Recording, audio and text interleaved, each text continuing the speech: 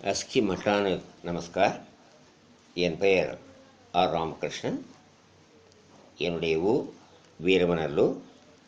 நான் ஓர் retired government official. உங்களிடம் சில தகவல்களை பரிமாறிக்கொள்ள வேண்டும் என்று விரும்பி இதை ஆரம்பிக்கிறேன். மனிதன் மனிதனாக இருக்கிறானா?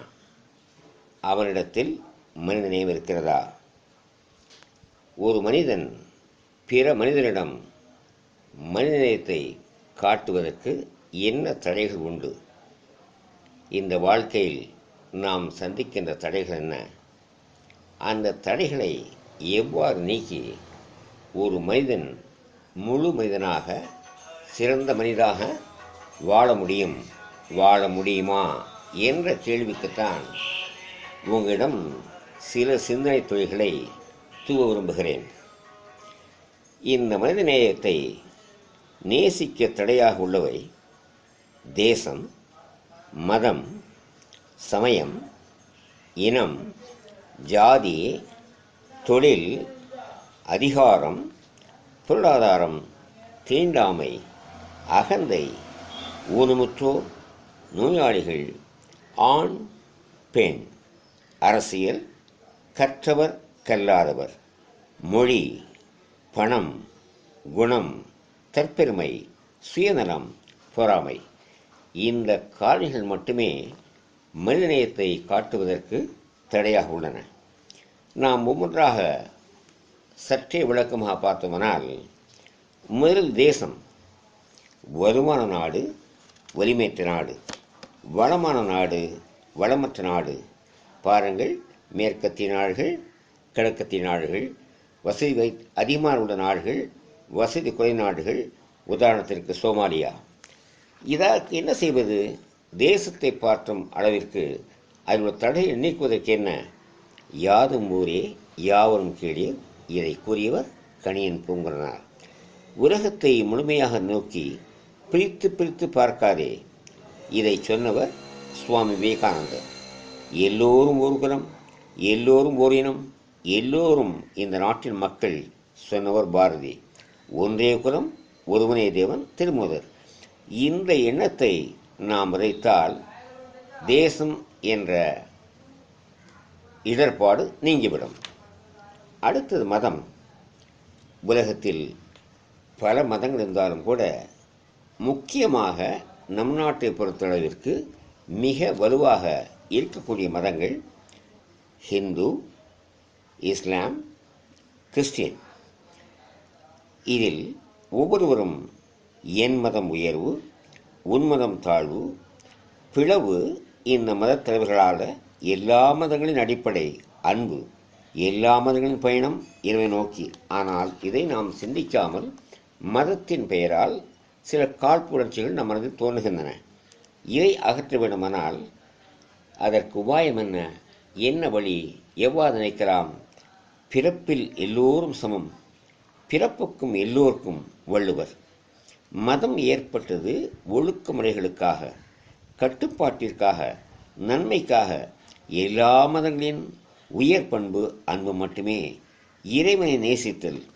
நடப்பது மதச்சன்மையால் மறித்தவர்கள் பல கோடி இந்த உலகில். எம்மதமும் சம்மதமே. நதிகள் பரவாயினும் அனைத்தும் சேருமிடம் ஒரு கடல்தானே. அதுபோல அனைத்து மதங்களின் பிரார்த்தனை இறைவனை நேசித்தல், இறைவனை சேர்தல். இவைகளை வைத்து கொண்டால் இந்த இடர்பாடு நீங்கிவிடும். அடுத்ததாக சமயம்.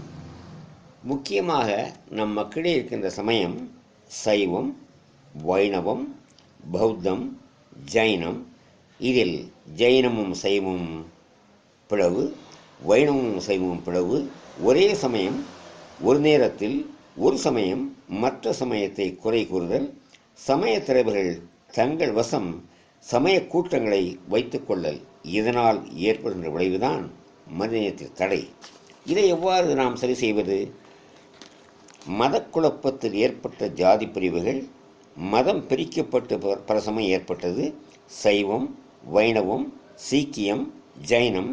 சமயத்தால் சமூகத்தில் துன்பங்கள். ஒருவரை ஒருவர் புரிந்து கொண்டால் சமய பூசல் இருக்காது. எல்லா சமயங்களும் அவரின் நோக்கங்களும் அன்பு மட்டுமே. அன்பினால் மட்டுமே இந்த சமயத்தின் இடர்பாடுகளை நீக்கிவிட முடியும். அடுத்ததாக பார்த்தீங்கன்னா ஜாதி எடுத்துக்கொள்ளலாம். உயர் ஜாதி, கீழ் ஜாதி, இரண்டு பிரிவிலும் உட்பிரிவுகள். இவற்றை யார் அமைத்தது? சமூகம் உருவாக்கி கொடுத்ததை தவிர ஆண்டவன் உருவாக்கியதல்ல. இந்த ஜாதி பிரிவினால் அங்கங்கே நடைபெறும் பூசல்கள், அதனால் ஏற்படும் குழப்பங்கள் எத்தனை நாம் அறிந்ததுதான். இதை எவ்வாறு களைவது? ஜாதி இரண்டு ஒழிய வேறில்லை, இட்டார் பெரியோர் இடாதார் எலிகுலத்தோர். இதை சொன்னோர் ஔவையார். ராமன், கண்ணன், புத்தன், இயேசு எல்லோரும் ஒரே களிமண்ணில் உருவாக்கப்பட்ட உருவங்கள்தான். ஒவ்வொருவரும் ஜாதி பெருமையை மனதில் கொள்ளாமல் எல்லோரும் மனிதனம் என்ற உணர்வு ஏற்பட்டால் ஜாதி கலவரங்கள் இருக்காது. இதை நாம் கண்கூடாக பார்த்து கொண்டுதான் இருக்கிறோம். எனவே ஜாதி என்ற பிரிவினையினால் நாம் நம்முடைய மனிதத்தன்மை இழக்க வேண்டிய தேவை கிடையாது. அதற்கடுத்து பார்த்தால் தொழில். உயர்மட்ட தொழில், கீழ்மட்ட தொழில். கீழ்மட்ட தொழில் இல்லாவிட்டால் மேல்மட்ட தொழில் நடக்காது. மருத்துவர் தொழில், விவசாய தொழில், சுற்றுப்புற சூழலும் செய்தல், இந்த தொழில்கள் இல்லாவிட்டால் மக்களின் வாழ்வாதாரமே கிடையாது இல்லையா? அதனால் இந்த பூசலை எவ்வாறு தவிர்ப்பது? தொழில் ரீதியில் போட்டி, தன் தொழில் உயர வேண்டும் என்ற வெறி, பிற தொழிலை நேசிப்பதில்லை, தொழில் தர்மம் இல்லாததால் நேசமில்லை, தொழில் வியாபாரம் வேலை நேர்மையாக செய்யும் போது மதம். எந்த தொழிலும் போட்டி இருக்க வேண்டியது அவசியம். பொறாமை இல்லாமல் அவரவர் தொழிலை நேர்மையாகவும் நாணயமாகவும் செய்து வைத்தால் தொழிலில் பூசல் இருக்காது. அப்பொழுது அங்கே மனிதநேயம் சிறக்கும். அடுத்தபடியாக பார்த்தோம்னால் அதிகாரம், பவர் மாங்கர் சொல்கிறாங்க இல்லையா? அந்த மாதிரி அதிகாரப்படத்தில் உள்ளவர்கள் மற்றவர்களை துச்சமாக நடத்துதல். உதாரணத்துக்கு சொல்வதாக இருந்தால், அரசியல் தலைவர்கள் அந்த அரசியல் தலைவர் ஆவதற்கு முன்னால் சாதாரண மக்களிடம் மிக நெருக்கமாக பழகிறார்கள். அரசியல் தலைவர் பதவி கிடைத்த பிறகு மக்களிடையே அவள் வருவதில்லை. இதுதான் அதிகாரத்தினால் ஏற்படுகிற ஒரு துன்பம். இதை எவ்வாறு நாம் நீக்க முடியும்? அதிகாரம் உள்ளவர்கள் தங்கள் அதிகாரம் என்றும் நிச்சயமற்றது என்ற உணர்வு, அதிகாரம் கிடைக்கும் போது பணிவு, உயரும் பொழுது பணிவு என்பது பெரியோர்கள். இந்த கருத்தை நிலை உயரும் போது பணி வர வேண்டும். அதிகாரத்தை பகிர்ந்தளித்தால் எல்லோரும் ஓர் நிலை, எல்லோரும் ஓர் உருவம் என்ற ஒரு நிலை உருவாகும் பொழுது அதிகாரத்தினால் மனிதத்தன்மை இழக்காமலே நாம் இருக்கலாம். அடுத்தபடியாக பார்த்தீர்கள் பொருளாதாரம். இதுதான் மிக முக்கியமான ஒரு வித்தியாசத்தை கொடுக்கின்ற ஒரு அட்ரிபியூட்ஸ். ஏழை பணக்காரன், ஆண்டான் அடிமை, பணக்காரன் ஏழை, முதலாளி தொழிலாளி. இந்த வேற்றுப்பாடுகள் பொருளாதாரத்தின் வகையினால் வருவதால் மனிதநேயம் மலர்வதற்கு மிகவும் தடையாக உள்ளது. இதை நாம் என்ன வழியில் சரி செய்யலாம்? வள்ளுவர் சொல்வார், இல்லாரை எல்லோரும் எள்ளுவர், செல்வரை எல்லோரும் செல்வச் சிறப்பு. குரலே இருந்த போதிலும் கூட தன் தேவைக்கு மிகுதியாக வைத்திருத்தல் நீதிக்கு புறம்பானதாகும். இது அண்ணல் காந்தியின் வாக்கு. இந்த எண்ணங்களை மனதில் பிடித்துக் கொண்டு தனம் உள்ளவர்கள் வறியவர்களை தாங்குதல், செல்வாக்கு அழகு செழுங்களை தாங்குவது போன்றன தன்னிடமுள்ள உபரியானவற்றை இல்லாதவருக்கு வழங்குதல் மிகவும் உயர்வானதாகும். இந்திய பொருளாதாரம் மிகச்சிறிய அளவிலான மிகப்பெரிய பணக்காரர்களின் கையில் உள்ளது. இந்த பொருளாதாரம் விரிவடைந்து எல்லோருக்கும் எல்லாம் கிடைக்க வேண்டும், எல்லோரும் எல்லாமும் பெற வேண்டும் என்ற மாற்றம் வந்தால் இந்த நாட்டில் இல்லாமல் இருக்காது.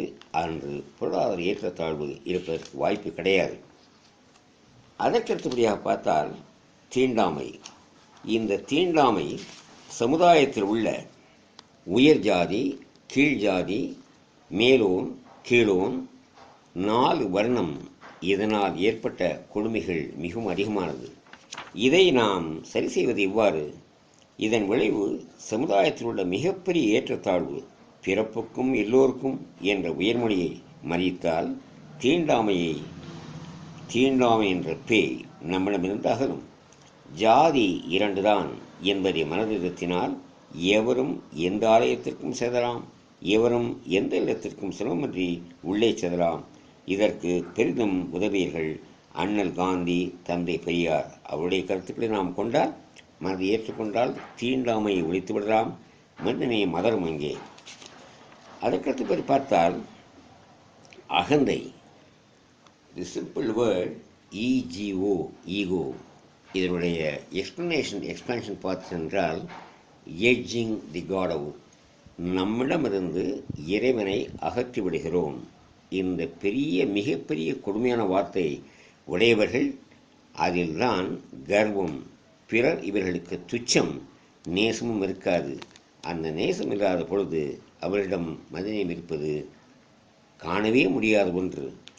இந்த அகந்தையை நாம் எவ்வாறு அகற்றுவது?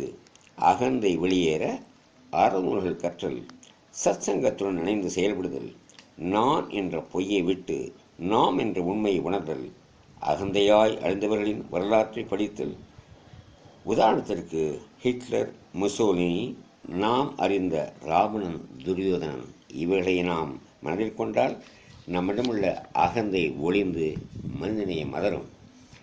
அதற்கடுத்தபடி பார்த்தால் ஆண் பெண் இருபாலர், ஆண் ஆதிக்கம், பெண் அடிமை, ஆணுக்கு பெண் அடங்கியவள், பெண்களை வதைத்தல். இது காலமாக பல்லாண்டுகளாக நம்மிடையே நிலவி வந்த ஒரு துர்பாகியமான நிலை. இருவரும் ஒரே நிலை என்ற ஒரு நிலை. அர்த்தநாரீஸ்வரர், எண்ணில் பாதி பெண் என்கிற நிலை இருந்தால் இந்த கஷ்டங்கள் இருக்காது. இதை நாம் எவ்வாறு பண்ணலாம், எதை செய்யலாம்? பெண் என்பவள் ஜடம் அல்ல, தன்னைப் போலவே உணர்ச்சி உடையவள் என்று எண்ணி பெண்ணை நேசித்தல். நாட்டில் உள்ள ஆண்கள் என்றால் நல்லவர்களாக மாறிவிட்டால் பெண்களை நேசிக்கிற நிலை உண்டாகிவிடும் தானே. அப்பொழுது மாதராய் பிறப்பதற்கு மாதவம் செய்தது வேணுமம்மா வார்த்தைகளை மறித்தால் ஆண் ஆதிக்கம் அங்கே இருக்காது. கவிமணியின் வாக்கு உண்மையாகிடும், அங்கே மனிதனை மலரும். அதன் பிறகு நாம் பார்த்தோமானால் அரசியல்வாதிகள், சொல்வதற்கே சிறிது கஷ்டமாகத்தான் இருக்கும். அரசியல்வாதிகள் குற்றத்தன்மை உடையவர்கள் என்று நிரூபிக்கப்படுகிறது. சந்தர்ப்பவாதிகள் என்று சொல்கிறார்கள். அதிகார கட்டில் ஏறியவுடன் மக்களை மறந்து விடுகிறார்கள் என்று சொல்கிறார்கள். இதை நாம் எவ்வாறு சரி செய்வது? மக்களால் தான் இந்த உயர்நிலை பெற்றோம், தொண்டர்களால் தான் இந்த உயர்வு கிடைத்தது என்று உளமாற எண்ணினால் அவர்கள் எல்லோரையும் நேசிக்க இயலும். கட்சிகளுக்கு இடையில் ஏற்படும் குழப்பம், சச்சரவுகளை எல்லா குற்றமுள்ளவர்கள் அரசியல்வாதிகளாக இருப்பதால் தான்.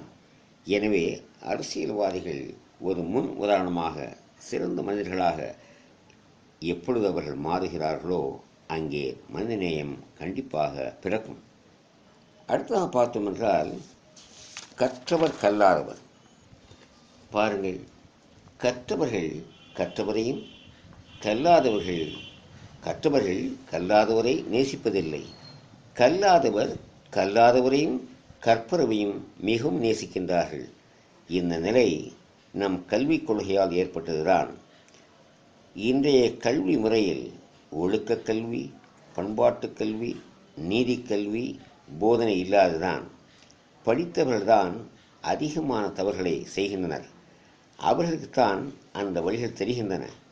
படித்தவர்களின் வாழ்க்கை படிக்காதவர்களால் ஓடுகிறது என்பதை உணர்ந்தால் கற்றவர் கல்லாதவரை நேசிக்க இயலும். உதாரணத்திற்கு சொல்வதாக என்றால், நாம் அன்றாடம் பார்க்கும் துப்புரவு தொழில் செய்பவர்கள், தண்ணீரை கொண்டு வந்து விடுபவர்கள், விவசாயிகள், நெசவாளிகள், வீட்டு வரி செய்யும் பெண்மணிகள், வாகன ஊர்தி செலுத்துபவர்கள் அல்லது காய்கறிகளை உற்பத்தி செய்பவர்கள், இவர்கள் இல்லை என்றால் இவர்கள் அதிகம் கற்றவர்கள்தான். இவர்கள் இல்லை என்றால் மிகச்சிறந்த கற்றவர்களின் வாழ்க்கை எவ்வாறு நடக்கும்? சற்றே சிந்தித்து பாருங்கள். எனவே கற்றவர்கள் கல்லாதவர்களை துச்சமாக மதிக்காமல் இருந்தால் அங்கே மனிதனை மதரும். அதற்கடுத்தபடியாக பார்த்தால் மொழி வெறியர்கள் பிற மொழி பேசும் மக்களை நேசிப்பதில்லை. மொழியின் காரணமாக உதயம் ஆனது பங்களாதேஷ். இதே நிலை ஐரோப்பாவிலும் உண்டு. தன் மொழியை சரியாக கற்காதவர்கள் பிற மொழியினரை ஏளனாக பார்க்காமல் இருக்க வேண்டும். அவரவரது தாய்மொழி அவரவருக்கு உயர்வு என்ற எண்ணம் கொண்டால் ஒரு மொழியினர் பிற மொழியினரை எளிதாக நேசிக்கலாம். உதாரணத்திற்கு, தன் 10 வயதில் 400 மொழிகளை கற்று பேசும் சென்னை வியாசர்பாடியை சேர்ந்த 10 வயது சிறுவன் மஹ்மூத் அக்ரம் எல்லோராலும் பாராட்டப்படுகிறானே. அவ்வாறு ஒவ்வொரு மொழியை கற்கும் பொழுது ஒவ்வொரு நேசிப்பும் நண்பர்களும் நமக்கு கிடைக்கிறார்கள் என்ற நிலை இருந்தால் எந்த மொழியும் நல்ல மொழிதான். என் மொழி உயர்ந்தது சொல்லலாம், பிற மொழி தாழ்ந்தது சொல்வதற்கு எந்த அதிகாரமும் எனக்கு கிடையாது. எனவே மொழி துவேஷம் இல்லாமல் இருந்தால் அந்த மனிதநேயம் அங்கே மலரும். அதற்கடுத்து பார்த்தீர்களானால் இயற்கை இடர்பாடுகள் நீங்களே பார்த்து கொண்டிருக்கலாம். குஜராத்தில் 2001 நடந்த இயற்கை இடர்பாடு. முதல் நாள் இரவில் பல கோடிகளுக்கு சொந்தக்காரர். மறுநாள் காலையில் அவருக்கு வேண்டிய உணவை கியூவில் நின்று வாங்கும் தன்மை, அதுதான் இடர்பாடு. பாருங்கள், இயற்கை இடர்பாடுகள் ஏற்படும் போது அவர்கள் மீது எவ்வளவு நேயம் கொண்டு உதவுகிறோம். சென்னை மழை டிசம்பர் 15, எங்கிருந்தெல்லாம் நேசம் வந்தது. உத்தரகாண்டம் வெள்ளம், இங்கிருந்து நேசக்கரம் நீட்டினோமே. இந்த நேசம் மற்ற நிலைகளிலும் நாம் காண்பிக்க வேண்டும். எவ்வளவு சிறப்பாக இருந்தும் எங்கே எங்கே இடர்பாடுகள், எங்கே எங்கே துன்பங்கள் ஏற்படுகிறதோ அங்கே நம் கவனத்தை கொண்டு சென்றால், அவர்களுக்கு எம்மால் முடிகின்ற நன்மையை செய்வோமானால் அங்கே மனிதனை மலரும். அதற்கடுத்தது குழு உணர்வு ஒன்று உண்டு. கூடி வாழ்ந்தால் கூடி நன்மை என்ற நிலை குழு உணர்வு உண்டு. ஆனால் இங்கு உள்ள குழுக்கள், என்னுடைய குழு, உன்னுடைய குழு, இந்த குழு அந்த குழுவை எவ்வாறு தாழ்த்தி வைப்பது, அழிப்பது என்ற உணர்வு இருப்பதனால்தான் குழுவினால் ஏற்படுகின்ற குற்ற உணர்வு. அப்பொழுது மனிதநேயம் அங்கே இருப்பதற்கு வழியில்லாமல் போகிறது. இதற்கு என்ன செய்வது? எல்லா மனிதர்களும், எல்லா சமுதாய மக்களும், எல்லா குழுக்களும் மனிதர்களால் ஏற்பட்டதுதான், அதில் வேறுபாடு இல்லை என்ற உணர்வை அவர்கள் ஏற்பட்டால் அங்கே மனிதநேயம் கண்டிப்பாக பிறக்கும். அதே போன்று சகோதரத்துவம். இங்கு நாம் ஒரு குடும்பத்தில் பார்க்கும் பொழுதே அண்ணன் தம்பிகள், அக்கால் தங்கைகள், இவர்களிடத்திலே ஒற்றுமை காண்பதில்லை. அவர்களிடத்திலே சண்டை சச்சரவுகள். தன்னுடைய சொந்த சொத்து பிரிவிற்காக கோர்ட்டுக்கு சென்று பல வருடங்கள் வழக்காடி தன் சொத்தை இழந்தவர்கள் ஆயிரம் கண்கூடாக பார்க்கிறோம். இந்த சகோதரத்துவம், பிரதர்லினஸ் எங்கே, எவ்வாறு, யாரால் முதலாக உலகுக்கு அறிவிக்கப்பட்டது பாருங்கள். 11/9/1793 அன்று உலக மத தலைவர்கள் சிகாகோ மாநாட்டில் சுவாமிஜி கூறுகிறார், sisters and brothers of America என்ற வெல்லாத சொல், யாராலும் வெல்ல முடியாத சொல். இந்த சொல் அந்த உலக சகோதரத்திற்கு உரிய சாசனமாக அன்று அமைந்தது. இதை மனதில் கொண்டால் எல்லோரும் சகோதரர்களே என்ற எண்ணம் தோன்றும். அங்கே மனிதனும் மலரும். அதுபோக அகமும் புறமுகம், இன்ட்ராவர்ட் எக்ஸ்ட்ராவர்ட்னு சொல்வார்கள். அகத்தை நினைப்பது தன்னை பற்றியே நினைத்துக் கொள்வது, தன்னுடைய உயர்வு, தன்னுடைய தொழில், தன்னுடைய நன்மை, இது இன்ட்ராவர்ட். எக்ஸ்ட்ராவர்ட் என்பது பிறரை நேசிப்பது. தன்னை பற்றியே நினைத்துக் கொள்பவன் பிறரை எப்பொழுதும் நினைக்கப் போவதில்லை. அவ்வாறு இருக்கும் பொழுது அந்த மனிதத்தை காணவே முடியாது. எனவே அகமும் புறமும் ஒன்றுதான். இன்ட்ராவர்ட்டாக இருப்பவர்கள் எக்ஸ்ட்ராவர்ட்டாக இருக்க ஆரம்பித்தால் மனிதநேயம் அங்கே கண்டிப்பாக மலரும். முடிவாக சொல்வதாக இருந்தால், மனிதன் நேசிக்க மிக சிறந்த எளிய வழிகள்: 1, எல்லா நிலைகளிலும் உண்மை பேசுதல். 2, பிறரை எவ்வகையிலும் துன்புறுத்தாமல் இருத்தல். 3, அடுத்தவர் குணங்களை, பண்புகளையும் நாம் கடைபிடித்தல். 4, கடமையை ஒழுங்காக செய்தல். 5, பிறர் திறமையை ஏற்று நம் திறமையை பிறர்க்கு பலன் அளிக்கும் வரையில் உபயோகப்படுத்துவது. 6, நன்னடத்தையுடன் கூடிய நாணயமாக வாழ்க்கை நடத்துதல். 7, சொல்லியபடி செய்தல். செய்த முடிந்ததை சொல்லுதல். 8. ஒழுக்கமான வாழ்க்கை, பண்புள்ள வாழ்க்கை, பண்பாளர்களை கூட்டுதல். 9. வாக்கு தவறாமல் இருக்கிறது. இத்தனை விட உலகத்திலே தங்க விதி என்று ஒன்று உண்டு. அந்த கோல்டன் ரூல் என்று சொல்வார்கள். அதில் மொத்தம் 2 உண்டு. அதில் ஒன்று, பிறர் எனக்கு எதை செய்ய வேண்டும் என்று நான் விரும்புகிறேனோ அதை நான் பிறருக்கு செய்வது. பிறர் எனக்கு எந்தெந்த துன்பங்களை கொடுக்கக்கூடாது என்று நினைக்கிறேனோ அந்த துன்பங்களை நான் பிறருக்கு கொடுக்கக்கூடாது. இந்த கோல்டன் ரூல், தங்க விதிகளை மனத்திலே வைத்து கொண்டால், அதை தவிர திருக்குறள், புறநானூறு, அகநானூறு இந்த பாடல்களை மனதில் கொண்டு ஒரு மனிதன் வாழ்ந்தால் மனிதன் மாமனிதனாக வாழலாம். அவனிடத்தில் மனிதநேயம் கண்டிப்பாக இருக்கும். எல்லா மனிதனையும் அவன் கண்டிப்பாக நேசம் கொள்ளத்தான் செய்வான். மனிதநேயம் எங்கெங்கு இருக்கிறதோ அங்கே வாழ்க்கை சிறக்கும் என்று நினைக்கிறேன். நன்றி, வணக்கம். இந்நிகழ்ச்சி பற்றிய உங்கள் கருத்துக்களை எங்களுக்கு தெரிவிக்கவும். தொடர்பு கொள்ள வேண்டிய தொலைபேசி எண் 951 42 45 400.